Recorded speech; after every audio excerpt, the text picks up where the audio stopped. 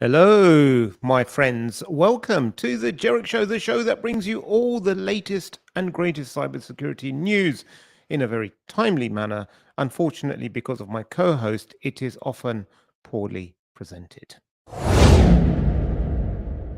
Welcome to The Jerick Show, featuring your hosts, Javvad Malik and Eric Krohn. Timely topics, poorly presented. Yes. We are back again. It's another Friday, the 21st of October, 2022. Summer is well and truly over here in London. It's starting to rain, but nothing can be more miserable than Eric's face. How you doing, mate? Yeah, I appreciate that. Well done so far today. And yeah, what is up over there? You got rain, you got another prime minister coming in. What you just shuffle through them till you find one you like?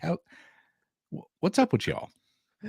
It's like the slot machines. You just like no, don't like it. Put another coin in, have another spin. It's just yeah, and the Tories just keep coming and going. The Tories. So anyway, yeah, we are losing our current shortest. Apparently Formula One teams are after her for the pit stops because of the way she gets in and out so quickly. Well, the nice thing about it is that your British pound is coming down to almost what the US dollar is, which is going to make it kind of nice to go visit you. It's terrible for me, and I'm visiting the US in a few weeks. It's just like I'm looking at prices. I'm like, why? Because I remember when I first started going, it was almost like $2 to the pound. It wasn't quite $2 to the pound, but it was kind of up there, 170 or something. Everything felt so cheap. Like, oh, you want this? I'll pay cash. I'll even tip you double. That's all right. That's only a fiver for me. And now it's like, well, okay. I come from a third world country where we have an unstable democracy. Our currency is not worth as much anymore. But, I heard a rumor that the way things are going, there will be some sort of a vote between the parliament or something like that. And there's even a chance that your past prime minister could be reelected to his spot. Is that true? that is something on the cards. Yes, apparently so. That would be kind of ironic. One of those, did you miss me? Exactly. We return to our regularly scheduled programming after that brief interruption. I saw a pretty interesting video, a little snippet where somebody had put up there who will last longer, her or this head of lettuce. And apparently the head of lettuce has won. Have you seen that? Exactly. Yeah. So when about a couple of weeks ago, someone put it up and they were live streaming the lettuce and the cabbage at number 10. So it's the lettuce one. Well, enough of this fun. Let's talk about the rest of the world and the cabbage floating around out there as well, Javad. Speaking of cabbages, it's the people sometimes make some bad decisions and some bad choices in life, like something your mother knows all about since the moment she laid eyes on you. So, but there was there are a lot of romance scams that go on, Oh, but yeah. this one is really out of this world. The scammer portrayed himself as being a Russian astronaut situated on the International Space Station. And he swindled this 65-year-old Japanese lady into believing that he was madly in love with her and he desperately wanted to meet her. But in order to get back to Earth, he needed something like $30,000 to be able to make that one-way trip. And so she sent him $30,000 over a period of time. And she finally lost patience and reported him to the police. And they told her, they broke the news. I don't know how you would break the news to someone like that your boyfriend, who you think is an astronaut on the International Space Station, isn't. But these things happen. And as our colleague Roger Grimes often tells us he once wrote an article about romance scams, this is years ago, and he says, like, even now he gets like several emails a month where people are like, so and so family member is caught up in this romance scam. We're trying to tell them that it's a scam. Please, can you help us? And he's like, there's literally nothing. Once people have the blinkers on, and you catch someone at the emotionally right or the wrong state, you can convince them that, oh, I'm in love with you, and we're meant to be soulmates and everything. And then next thing you know, you're spending like, thousands of dollars on them because their dog needs an operation, or their family member's sick, or they need the plane tickets to come over to see you, and it just it becomes a sad spiral. Well, in this case, at least, I think probably by the time she contacted law enforcement, she was pretty sure she wasn't really dating an astronaut on the International Space Station. So at least that kind of thing happens. But yeah, you're so right. Once they get into this, once they're so focused on this and the emotions are there, they will rationalize pretty much anything to avoid admitting that this person isn't who they thought it was. And it's sad. It's unfortunate. It really is. And it's so much with the emotions. It is. And then there's the shame associated with it, isn't it? Well, You think like, how can it be possible that I fell for something like this? So like you said, you do the mental gymnastics and you convince yourself of a reality that, maybe it's true they can't do a video call because there's no video capability on the space station, and that's why they lose connection for when they're on the other side of the earth, and there's no satellites to call me, and blah, blah, blah, blah. Well, and people do have to face their families who's been telling them for the last couple of months, this person's ripping you off, and they've been saying, no, no, no, I know what I'm doing. And then when it becomes apparent, that's a hard pill to swallow. It is. It is indeed. So what would you say if someone came to you and said, like, I've met this wonderful person online and now I'm sending them money? What advice would you say? I would ask them if I could borrow $100 or $50 now while they still have it, because they're not going to. And once they realize that this person's been bilking them, the money I borrowed means nothing to them. Yeah. Good advice. Anyway, there's this small software company, I don't know if you know, called Microsoft. And they had a little bit of a whoopsie by misconfiguring a server, and it was available over the internet. And there was some researchers, plucky researchers, isn't it? Plucky. It's the underdogs, a firm called Sock Radar, who I've never heard of, but they informed them of the leak. And, Microsoft said, oh dear, but this has become quite big, hasn't it? In terms of news. I'm actually quite surprised that this has become big. I mean, in all fairness, I've been quoted on this a number of times in some media articles, and I'm shocked because when I first got the request for, putting together like a comment on this, I was kind of like, where's the story here? There really wasn't much to this. This is just one of those, And I guess the reason that I included it in this week's talk was, it's a lesson that not even Microsoft can secure all of the Microsoft stuff. So keep this in mind, like if you miss something, if something goes wrong and you misconfigure something, don't beat yourself up too bad about it, because even the people that write the code can't secure the code 100% of the time. That was actually the reason I put this on here. The angle that I took on this when I was chatting about it was actually around the fact that what was lost, what was leaked, had to do with customer interactions or potential customer interactions, which could include like network diagrams and some sensitive stuff like that you may not want to have released out to the public. So it seems kind of mundane. They're kind of playing it down like, it was only a couple, 100 something people.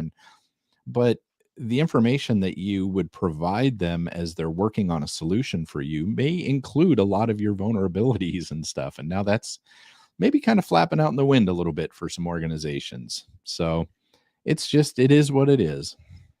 Yeah, I think for me, one of the things I took away from this is that vendors do typically a poor job at securing by default. So when things come out the box or when you Hmm. spin up a new instance, it's not really secured by default in many cases. I read a report recent, just a blog post actually recently, about Azure resources, and they said that if you create a new key vault in Azure, um, the firewall is disabled by default. And Oh, I was quite surprised to hear that. So I was like, well, this is something where again you have to go into different uh, settings and go through everything. I mean, ideally, what they should do just provide everything secure by default, and then force you to manually go through and open up what you need to open up. Especially when it's all cloud based. On prem, you could still get excuse me, you could still get away with some stuff because not everything's publicly exposed. Um, but when it's on the cloud, and it really should be uh, better secured by default. yeah, I That's my agree. And if you're an organization and you're doing stuff in the cloud, think about having things like two-person integrity on stuff where there's two people looking at something when a change is made, especially one that could in any way, shape, or form impact the availability of data.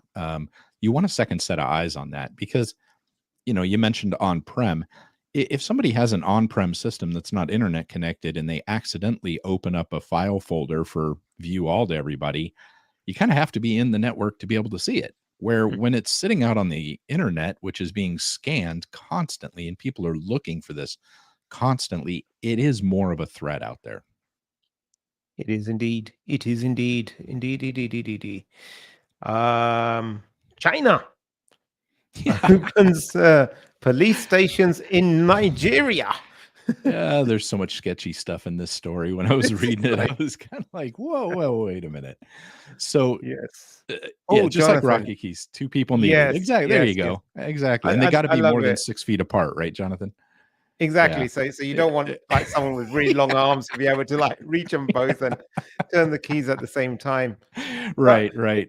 you know, one thing I have to say about two-person sort of checks, and I'll just take away the story so people don't start reading ahead like they do your slides, because your slides are full of data. No, they're not. But one of the things that I've actually seen it work really well to satisfy auditors, but in practice, sometimes it doesn't work very well. It's like when people are physically separate, and say like on payment systems, I've seen it work really well, where someone has to input the amount and then they send it over to in the system, and then someone else has to approve it or what have you. But the Yeah. problem is when people are physically in close proximity, it's just about shouting over the cubicle wall, say, Eric, do you mind? I just put this in, just authorize it. And after a while, people just get used to trusting each other, and they will just do it. There was a time I had to do this is like really early in my career when I knew nothing, and now I know next to nothing. So I have that slight improvement now. But there was a HSM key exchange that needed to be done as part of a project, and I had half the password, and someone else had the other half of the password. But I got to the console, and I thank you for the music. Thank you. Fine. I'm not going to tell you the rest of the story now. Talk to us about this is so weird. China opening up a police station in Nigeria. It says Yeah. there are 54 overseas police service stations in 30 different countries. What is this all about, Eric? Yeah, apparently there's one in New York City too. These Chinese police stations, which is kind of crazy, right? They're saying that they're cracking down on fraudsters that are going overseas and doing fraud stuff, right? It just made me kind of go, huh. But there's a lot of talk here about putting pressure and threats on the family and stuff for people that they don't want to be over there anymore, apparently, once they've made it over here. So they were saying, yeah, the operations have resulted in 230,000 Chinese nationals being, quote unquote, persuaded to return to China, quote unquote, voluntarily in the last year Wow. to face criminal prosecution. Voluntarily go back to China to face criminal prosecution. I'm sure there are no strong arm tactics whatsoever being used by that government in places like This is Nigeria really and weird. This such. is really weird because I mean, to have external police forces in your country. I mean, that's what extradition treaties and everything are all about. That's why you do it. And this Yeah, feels like really, really, really sketchy as you like. it So, is. It is. It's something that I think I kind of want to keep an eye on this and see how this goes in the future, because this is yeah, this is really, as my kids would say, sketch. sketch. Yes. Okay. So you just dated me because I called it sketchy. Yeah, It proves that I am over the age of 30. So, okay, right. cool. Police tricked a ransomware gang into handing over its decryption keys. I love it. I love the Isn't that just Dutch. the best story ever? That's the Yeah, best so headline. this was the Dutch police, and I'm honestly trying to figure out how they did it. Like, they say how they did it, but I don't understand how it worked. Okay, so this group was targeting a lot of NASs. Okay, like the QNAPs and stuff like that. There's been some pretty serious vulnerabilities in those, but they've been getting in them, and of course kicking off the ransomware and all that kind of good stuff. Well, the Dutch apparently were kind of sick of it, and they turned around, and what they did is they ended up paying this group, getting the keys, and then somehow or another retracting the cryptocurrency transactions. And they ended up getting, I think it was 150 different keys before the ransomware group went, hold on a second, and shut things down, which opens up another can of worms. We don't hear about a lot of ransomware. They're talking about 150 groups that they got the keys from these attackers for and turned them over for free. But how many times do we hear of ransomware attacks versus how often do they happen? That was one of the things that went into my brain when I read this. Yeah. So I think it's one of those things like how many of them are like individuals at home, they got hit, how many were like just small businesses and they're like, screw it, let's just rebuild. We've only got shopping lists on there anyway. So there's Well, and probably like a lot of smaller ones, but in this case, though, these were the ones that the government went after first were ones that had been reported to them. So there were mm, like 130 or so that had been reported to them that they went and got the info from. And so that's, if you think about that's the reported number, how many are the unreported numbers then? that's a lot. That's a lot. It is. It's a lot, a Yeah, lot. a lot. Yeah. It's almost as hmm. Hmm. Yeah. So I actually heard from somebody. It was one of the FBI folks, one of the sector heads, sector chiefs yesterday, was saying that only 20 to 30% of ransomware events are reported to the government, which I thought was like, wow, okay. And I get it, especially when we're talking about like here and the FBI. When cybercrime happens, how many of us want to go to corporate counsel and say, hey, I'd really like the feds poking around in our stuff for a while? Is that cool? Right? Your corporate counsel is probably going to be like, not sure I love that. So, they try to keep it a little quiet, I think, in a lot of cases. Yes. Yes. I mean, there's always something they're going to find. They're going to be like, we're here to help you with ransomware. Oh, we found some inconsistencies with your accounting records or your background checks. And like, you didn't tell us that your CEO was a convicted felon who's got a new identity. What was it? Um, The SBA, the Software Business Alliance, used to be able to, oh, we'd like to do an audit for Microsoft, and we're here to help you.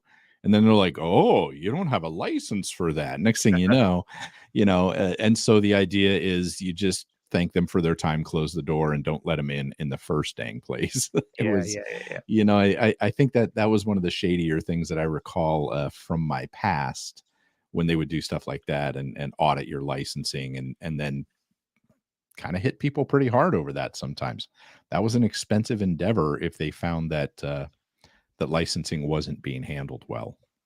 there's something I just remembered, and you're talking about ransomware, and so a couple of years ago, a Hackney council in the UK, they got hit by ransomware, and they have their accounts on, like all government things, that they have their accounts available, and they actually have a section.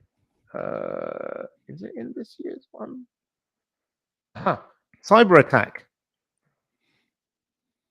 So it's really interesting because they said that the costs are estimated in between 4.9 to 11.7 million.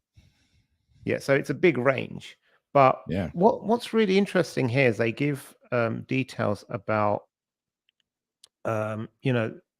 systems that were down and recovery of them, and then because the systems being down, that they had losses on collection of on taxes Yeah. from there, and all this other thing, and like other income sources, they lost about 800K there. So I think it's a really good report. Like the accounting reports are probably like one of those overlooked areas, like especially for government bodies or public companies that have to report these things. Is you can go into these reports and you can see exactly, because there's probably lots of things there that when the risk assessment is carried out, they're not taken into account, that this is the additional cost that you will incur. Often it's like, what's the recovery cost? Okay, how long will we be down for? But there's all these business impacts that go along with it that people often overlook. So I thought it was an interesting one there. It's worthwhile having a poke around. It's not in depth. It's not a complete forensic analysis, but it has some numbers that points you in the right way. Yeah, if you've ever wondered what the percentages of what costs you, in a ransomware attack would be, that would be a useful thing to look at and try to figure out. Oh, okay, well, it may cost this much or that much, and in relative stuff. So now I know that's it for the weekly stories. I would like to take a second, Javad. Please don't cut me off this time because Oh no, what's happened? Oh dear. Eric seems to have lost his connection. Hold on, let me see if I can reconnect him. Eric? Oh, there are some days, I tell you. No, on a serious note, if you're a CISSP or an ISC squared member, voting for bylaw changes are happening right now. And I normally wouldn't get on a pedestal like this. And I'm not going to tell you which way to vote other than vote no. Um, but in all seriousness, this is a good time for you to vote. Whether you vote yes or no, that's your choice, quite honestly.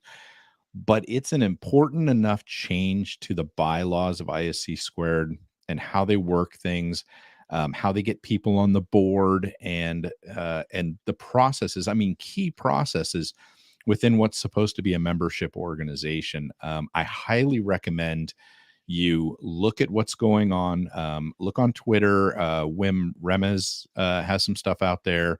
Richard Nealon has a good explanation out there. There's a number of people that have broken down the bylaw changes like one at a time, and this is a huge deal. And yeah, thank you, Jonathan. I can't say enough how much of a big deal this is, sheerly because of the size of ISC squared and the impact they can have within the industry. But unfortunately, I kind of feel like they're going the wrong way. And Jawad, I was the director of member relations and services at ISC squared. I worked really hard to try to make sure it remained member focused, but they're doing things like moving the ethics committee into the corporate side, no longer under the direct control of the member elected board, and making it much harder to get people that aren't just somebody that the board decides, hey, I'd like them on there. I don't agree with any of that. What do you think? for once, I'm in complete agreement with you and Wim and Richard and everyone else that has been saying. I mean, for a member-focused organization, the comms has historically been absolutely appalling. You receive the emails there. It's like a lawyer has just written them and they haven't allowed anyone to humanize the language. So I'm really grateful for people to actually interpret what it means and what the impact is on the organization. and helping people make a informed decision. I think this, and again, it's like focusing on the wrong thing. It's like, what is it? The Yeah. arranging the deck chairs on the The Titanic as Titanic. Yeah. it's that's what this organization feels like. And I've been a supporter of IC squared for many years, but I it's just not about, it's just, I Yeah. cannot find anything that justifies supporting them, or anything that you feel like this is really for the members' benefits, or this is for the board, or this is for. I'll tell you what, if you want to look at something that's set up really, really well, look through the history of B-sides. And not Yeah. every B-sides is perfect. Not everyone has been run Right. brilliantly. Not every interaction will be great. But overall, it stayed true to the core message that it's a community-led. It's by the participants that are there. I was just looking. Someone tweeted just recently, and they had like about a dozen UK based events over there. There's some B-sides and some like local, just they call it something Yeah. else, whatever. But there's like a half a dozen B-sides in there as well. And I remember when the first B-sides London happened like 10 12 years ago. I can't remember the year now, but that was the first time we actually had a community thing that happened, because before that all we had was InfoSec Europe, and that was just a trade show. You'd go there, you Yeah. try to nab some USB keys for free, and that was it. But that was the first time, and that was the first time so many of us here in London and the UK actually got to meet each other face to face, because before then Yeah. it was just Twitter or whatever. And you look at where it's come today, where there's like so many of these all around the country, and that's how a community works, and people have benefited from it. Friendships have been made, people have found Yeah. employers have found employees, mentors have been paired up with mentees. It's been beneficial for nearly everybody. Like vendors who have sponsored have had like some return on that, some brand recognition. Yeah. That's the way you build something. That's how you provide something of value. When it's like a wolf in sheep's clothing when it comes to IC squared. They talk the talk about how we're here for the members, we're here for the community. You're not. You're here to fill your own pockets, and it's Well, disgusting. they've done some good things. And the chapter program is one that I really like, and it is related to B-sides in a lot of cases. The chapters oftentimes are involved in the B-sides, but the chapter program was a fantastic idea, but gets so little support internally. And I got to tell you, Jada Shriver, who runs the program, is an absolute gem. She is awesome. She works so hard and she's so committed to it. But from a corporate standpoint, it just doesn't feel like they care that much. And it's been that way for quite some time. It's really unfortunate because they could do a lot of good things, like you said. And for a quote unquote member based association to have so many members, so many of the members that are unhappy. They're like, oh, well, I only keep this thing because I needed to get through HR hurdles. Or, when you have that many people unhappy compared to the people that say, I feel like I get a huge amount of value out of my certification besides the HR piece of it, right? Nobody ever says that. You just don't see that. And that's where it kind of that's where it's just very sad to me. I mean, I worked very, very hard while I was there to get some things, trying to get some things going, and I had very little support. And lo and behold, I ended up not working there anymore when they eliminated my position while I. Oh, speaking of eliminating positions, looks like Eric's position on this show has been eliminated. So, with that, we don't want his constant rambling and bringing the tone down. I do apologize. It was a bit of a serious show this time, and we ended on a low note. I'm not our colleague James McQuiggan, because he always has dad jokes at the ready, but I'm not going to stoop to that level. All I'm going to say is have a fantastic week. We'll see you again next Friday. Until then, stay secure, my friends.